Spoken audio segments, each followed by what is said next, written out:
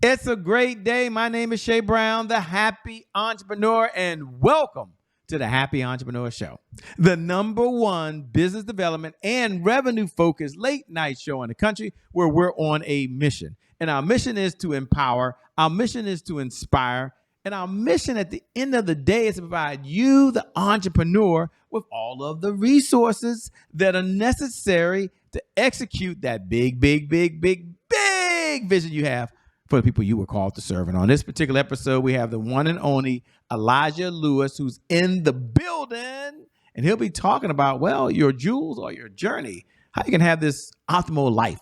What's going on, Elijah? How are you? I'm doing good, Shay. Thanks for having me on today. How are you doing?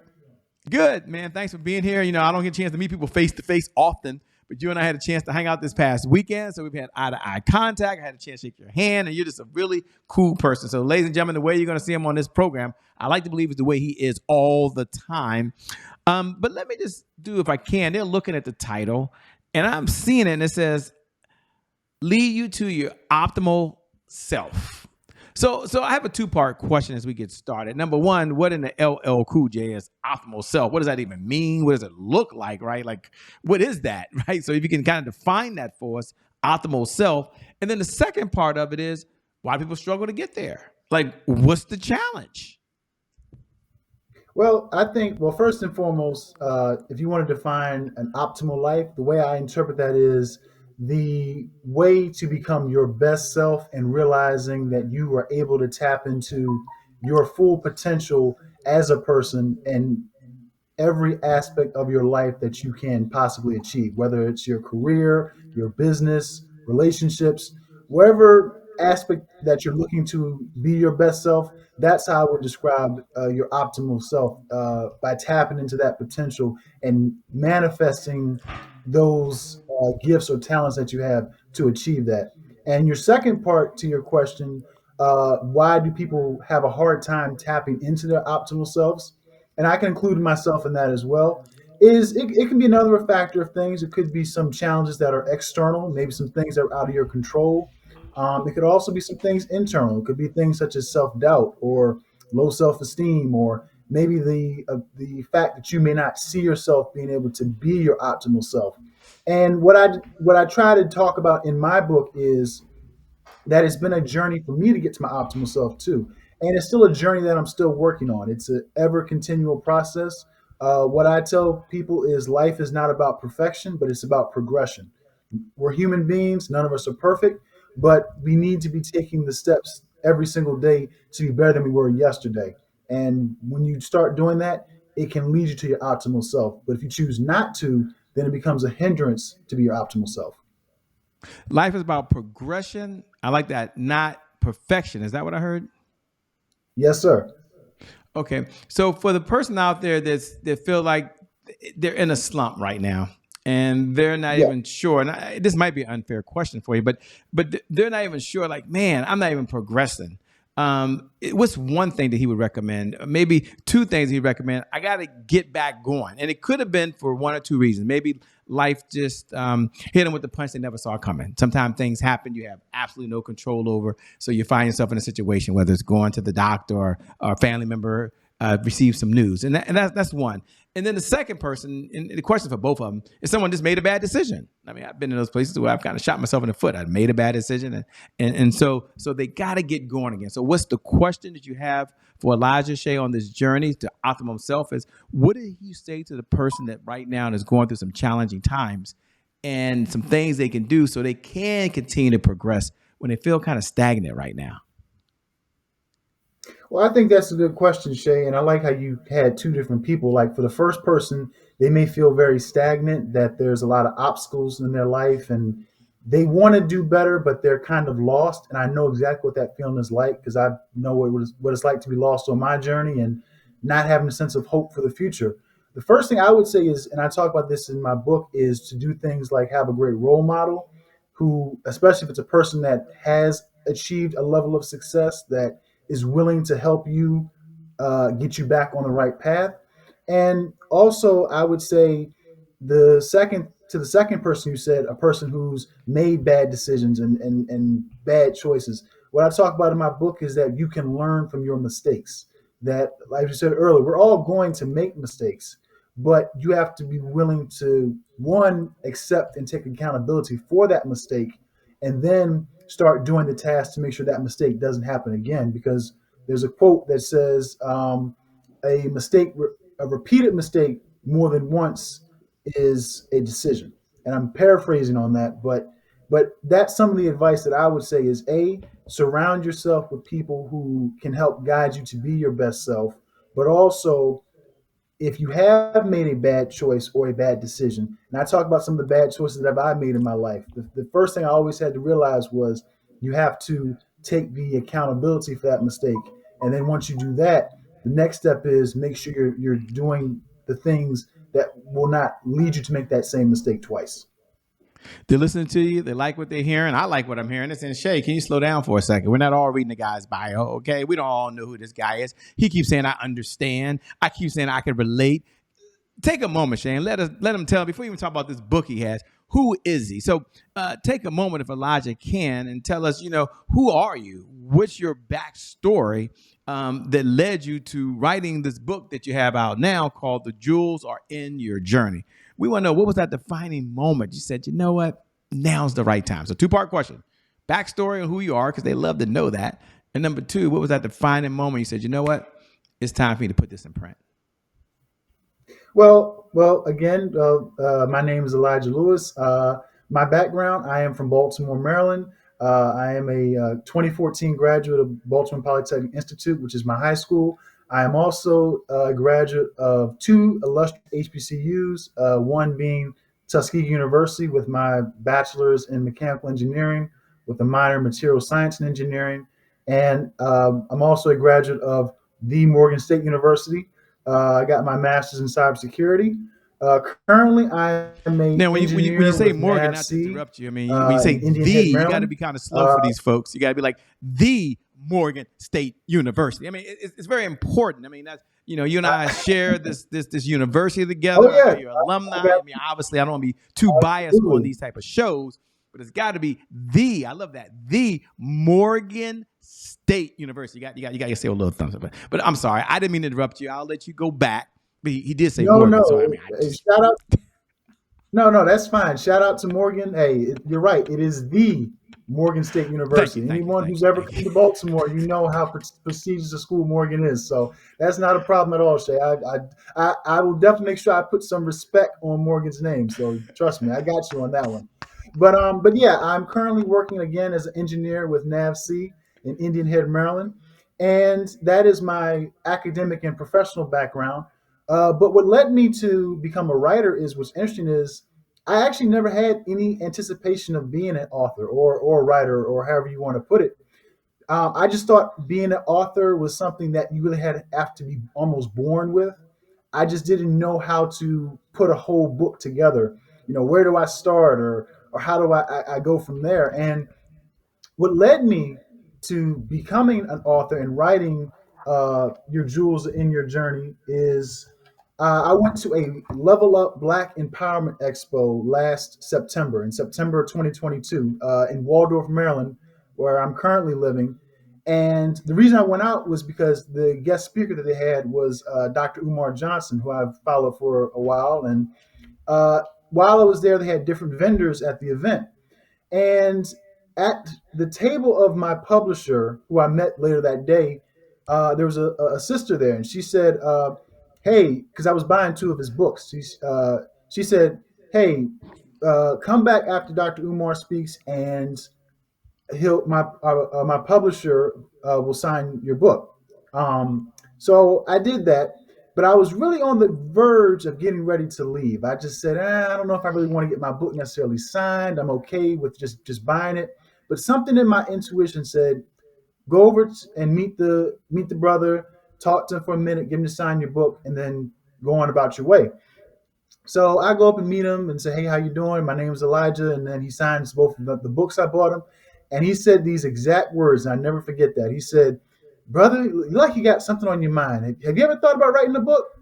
And my initial reaction was, I'm like, not really. I kind of was just thinking you were going to just sign the book and leave. But we started talking and we started connecting and we shared our information. And I said, oh, okay, I'll think about doing this. And it was funny, while I was at work, just my brain kept thinking about the life experiences that I've been through, and some experiences I haven't really shared with a lot of people before, and the challenges of going about my journey of how to be my best self, and I'm still trying to take on as a person. So the thoughts kept coming together in my mind that saying, hey, I really, maybe I can do this. And I called my publisher, Matthew C. Horn is his name. And I called Matthew. I said, Matthew, I think I want to do this. We can make this work. So he and I met at the Oxon Hill MGM that Friday night. I signed the contract. And I think, honestly, to answer your point, Shay, about when you know this was time, I just realized that when my mind was just thinking about what I could talk about and I was putting it together in my head, something just said, you know what, this is the right time to do this, to talk about these experiences and share that with the world. And I think when you have that energy that's inside of your mind, you have to tap into it. So, and I really appreciate Matthew on this last point, that he saw the potential in me to do something like this when I didn't see it in myself. Like I said, I never thought about being an author, but the fact that he saw that in me, I think gave me the confidence to say, hey, I can do this. And I started writing in October of last year, and the book was finished in March, and it came out in May. So that's pretty much how uh, I was introduced into the world of being an author. I wasn't planning on doing it, but I'm thankful that I was able to come into it nonetheless. We've come into it. Thank you for telling your story. Now we're on our seats. We're like, well, Shay, the name of the book again is "The Jewels Are in Your Journey." Who's the book for? Number one, and number two, what's one of the lessons in the book that you can, give us a sneak preview? You can tell us about while we're right here on the air. So they want to know, number one, what's the book about? Okay, and who's it for? And then number two, what's Right. one of the stories? What's one of the lessons that we can benefit from as well as an audience that's listening right now? Well, absolutely. Well, first and foremost, the book is about, as you talked about earlier, how to be your optimal self. And what I do in the book is I give you 10 chapters of life lessons or jewels that are very important in life for us to learn. And what I tell everybody who comes to my book signings or they talk about my book is that we all have a journey to travel on and we all have a story to tell. But we all have to go about our journey with the right knowledge and the right perspective of how we can be our best selves. And the ultimate goal at the end of the book is that you have that wisdom and that clarity to be your best self moving forward as you go throughout your own journey of life. And to answer your question of who it's for, honestly, I really didn't target a target audience in mind because I feel like let me rephrase that. The way I understand things is that we all can still work on ourselves to be better regardless of how old we are in life. And I'm thankful that I have people, in my age range who buy my book, but at the same time, I'm thankful that my elders buy my book. Because they really don't have to do that. A lot of my elders could say, you know what, young man, I've lived my life much longer than you, and there's no need for me to look into that. But I'm thankful that they're willing to open themselves up to learn more and take advice from somebody from the younger generation. That does mean a lot. So definitely, I try to target the audience to pretty much anyone who's willing to uh, work on personal development of how to be their best self. And as far as you said, with what important jewel is very important to me that I can give a sneak preview about, I told somebody this in an interview last night, actually. One of the jewels that is very important to me is don't let others put you in a box. And what I mean by that is don't let others limit your potential or any dreams or aspirations that you have for your life. Because at the end of the day, you have to remember, it's your life. It's not, your friend's life. It's not your parents' life. It's the life that you want to live. Now, don't get me wrong. That doesn't mean you shouldn't take advice from people who may be trying to help you. But at the end of the day, you have to make your own decisions of how you see fit. And hopefully they're the best intended decisions. But the reason why I also talk about that jewel in particular is because I told this to someone in my interview with them last night. I actually have the unfortunate experience of of being raised in a cult, unfortunately, when I was 6, and I was in that for 10 years with my parents. And anyone who's been through that type of experience knows in that environment, your lifestyle is very limited. There's certain things you can and can't do. You can't interact with certain people. It's a very difficult and really hard life, especially when you're young. But I talk about my experience through that and how that did affect me growing up. And it helps me see the world a little bit differently because I was so constrained in that environment. But on a personal note, that is why that particular jewel means so much to me, because of my experience. And that's an experience that I don't wish on anyone else. But hopefully, people can learn when they read my book about that, to know that whatever you do in life, whether it's a person, a job, a thing, or in my case, even a religion, don't let that thing limit you to what you're meant to do as far as your greatness is concerned.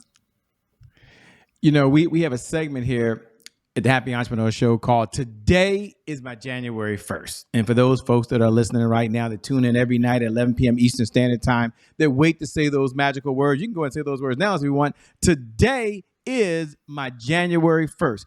And that's so important. I know some of you are very new. You're hearing it for the very first time. Welcome to the Happy Entrepreneurs family. We're glad to have you here. We suggest that you share this message to someone else. Hit the subscribe button so you can stay in contact with us as well.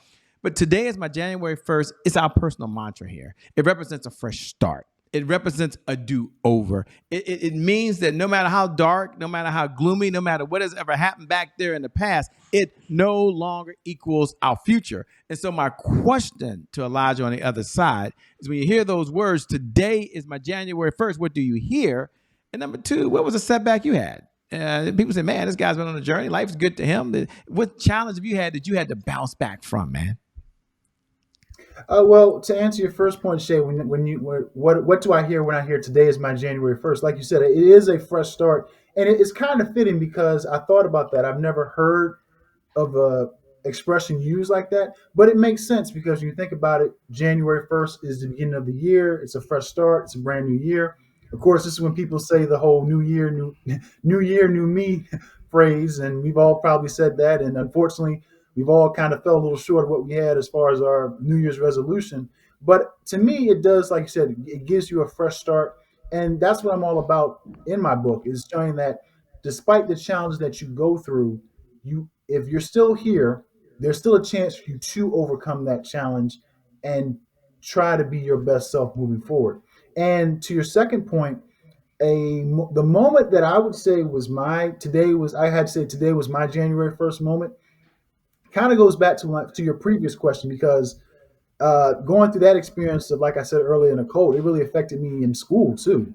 I mean, I tell people that I graduated high school with only a 2.58 GPA, and it was a struggle just to get to that point.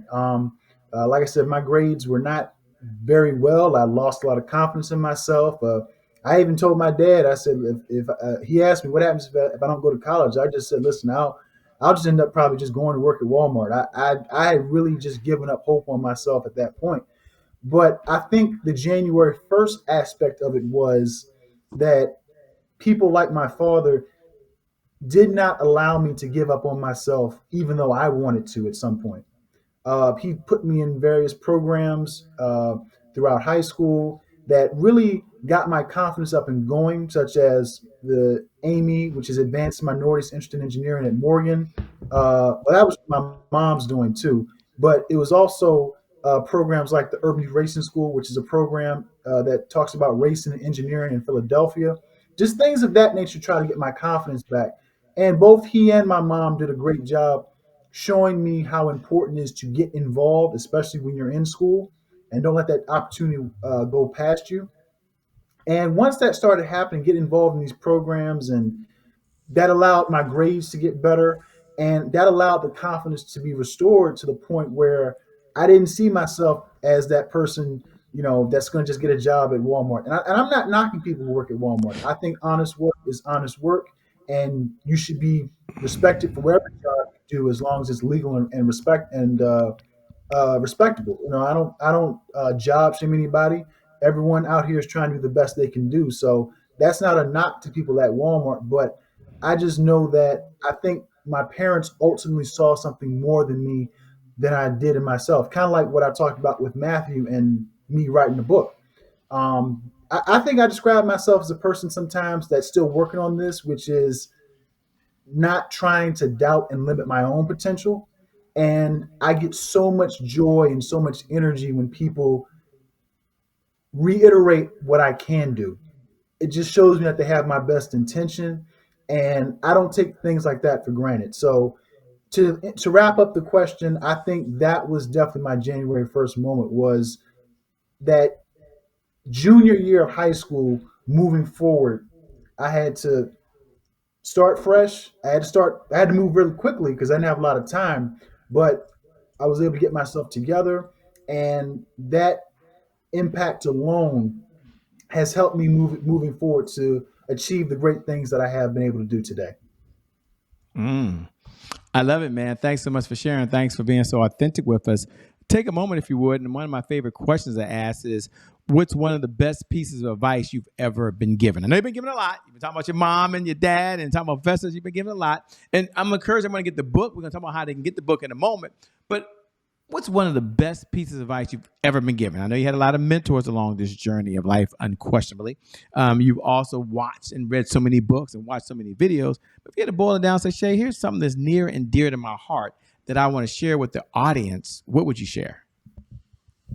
Well, actually, I have two pieces because they're really important to me. The first one is, and I tell this to anyone, especially who's trying to get into writing, but it's not even just writing. I think it's any profession you're trying to do. One of the things my publisher Matthew told me we were meeting to write my book was, he said, "Don't consider your reader, consider yourself." And that's not to say I don't consider my reader when I write my book, but I think what he was trying to say was, and this is how I interpret it: you want to give your authentic self to your reader. And what I tell anybody who's trying to get into writing is, definitely be your best self, and not only be your best self, make sure it's the genuine you. In other words, don't try to finesse people by giving them something you think sounds good just so you can get some money out of them or something like that. It's important to show people when you're involving yourself in any entrepreneurial field that this is a product that's near and dear to your heart, that you truly believe in, and that they can see that not only do you believe in this, but you are convincing them to believe in this product too. But it has to be something that's really genuine and dear to your heart. And the way I see it is, when it comes to writing, is you can write anything. You can write fiction, you can write self-help like I did, you can write a children's book, whatever. But it has to be something that's genuine to you. And if it's not genuine to you, if you don't have an interest in it, then you shouldn't write about it. But what I would tell people also from that is, you're not going to get everybody in your entrepreneurial field, but you will get the right people. If you, the old saying is, if you read it, I'm sorry, the old saying is, if you build it, they will come. Well, I like to rephrase that by saying, if you write it, they will read it. And the second piece of advice that I have, yeah, that's kind of an off I, the remix. I kind of, I like I may that. have to trademark that at some point. But but no, on a serious note, the second piece of advice is really interesting to me because it wasn't really directed to me, but I can feel as though it was. There's a story. My father and my grandfather were really talking. This is about 2013, and we were really talking about the struggles that I was going through in school, and everything that was going on at the time in my life. And one of the things my grandfather asked me was, not asked me, I'm sorry, he asked my father. He said, "What is Elijah going to do for college?" And my dad was just brutally honest, like, he's not going to college. He's like, "What do you mean he's not going to college?" I'm like, he's not going. He's just not doing well. But he basically asked my dad. He's like, well, what's your plan? Like, what do you plan on doing? He said, well, I have these programs trying to get into, and I'm trying to get him involved in this activity. And my grandfather's point was, okay, looks like you got a plan. But my dad was saying, like, yeah, but Elijah's really angry about it, and he doesn't really want to do it. And the greatest piece of wisdom that my grandfather gave my dad, but I feel like it was to me as well through my dad, was, he said told my dad, let him be angry at you. One day he's going to appreciate you for it. And honestly, God rest his soul, that was the honest truth. Even though he said that to my dad, I always felt like he was saying that to me because I had a hard time embracing change at that particular time. And so trying to uh, have my dad force me to do these things, I felt like was kind of a nuisance. I'm like, I don't want to do these activities. I'm cool doing what I'm doing. But even though I was angry to a degree at that time, when I fast forward to where I am today, I am so thankful that my dad did those activities, not did those activities, made me do those activities because it allowed me to grow as a person, get my confidence back. And to my grandfather's wisdom, I was mad at my dad for making me do all those things. But as a person who's going to be 27 in a couple weeks, I am truly appreciative that he took the time to not give up on me and be the best person that I was meant to be. So that piece of advice wasn't directed to me, but I definitely felt my grandfather's presence whenever my dad tells me that story. I love it, man. Said so well, spot on. Take a moment, if you would, as we come down the home stretch and share with the folks two things. Number one, where can they get the book? Because they're all curious, where can they get the book? They're like, where can they get the book? Where can they get the book? Where can they get the book? And then lastly, share one more piece of advice from the jewels on the journey with the audience that they can take away with them as well. Thanks a lot, man. And I Okay. love it. Oh, no problem. And thank you again, Shay, for having me. This has been a truly an honor and a privilege. So I truly am thankful for it. And again, this is my new book. It is called Your Jewels Are in Your Journey, Life Lessons to Lead You to Your Optimal Self. You can get it on www.yourjewelsarinyourjourney.com. I'll make sure I have it signed for you and definitely enjoy it. You're going to like where the journey takes you. And I'm confident that it will inspire you to be your best self as we move forward on all our journeys. And the last piece of advice that I can give to somebody from the book, let me see what I can do. I would say the last piece that I would say is, you know what? I know the perfect one. In the last chapter, I talk about the greatest jewel of all is knowing that you are a jewel. And I think it's very important for us all to have that self love and that self confidence in ourselves because the beauty about that particular jewel is once you know that you are a jewel, the rest of the jewels that I talk about in the book fall right into place. And if you don't have that self love or that self confidence in yourself, then you're not really going to make it really far in life because the thing about life is going to bring challenges whether you like it or not, but you have to realize who you are and that you have that potential to overcome those challenges. You know, I gave some of my testimony tonight, and I do that just to tell people that hey, you're not the only person alone in this. We've all had our challenges, but it's all about how you can recover from that. It's like the old saying goes, it's not necessarily the fact that you got knocked down, it's how you get back up that's important. And once you have that self-love and that confidence in yourself, you can stand boldly in the face of any challenge that comes your way and allow yourself to go down the journey to be your optimal self moving forward. Thanks so much, man. I appreciate it. Great summary. Thanks for being on the Happy Entrepreneur Show, man. We appreciate it. Oh, thank you so much, Shay, and thank you to all your supporters who tuned in. And definitely, I'm just thankful for the opportunity. So thank you so much, my brother. I appreciate that. Thank you. And thank you, the viewers. Thank you for tuning in. Thank you for being here. Without you, there is no show. We're going to suggest that you hit the share button. Make sure you subscribe. Make sure you find us over on YouTube or on Instagram at I am Shay Brown. Let's stay in the conversation. Let's stay connected, by the way.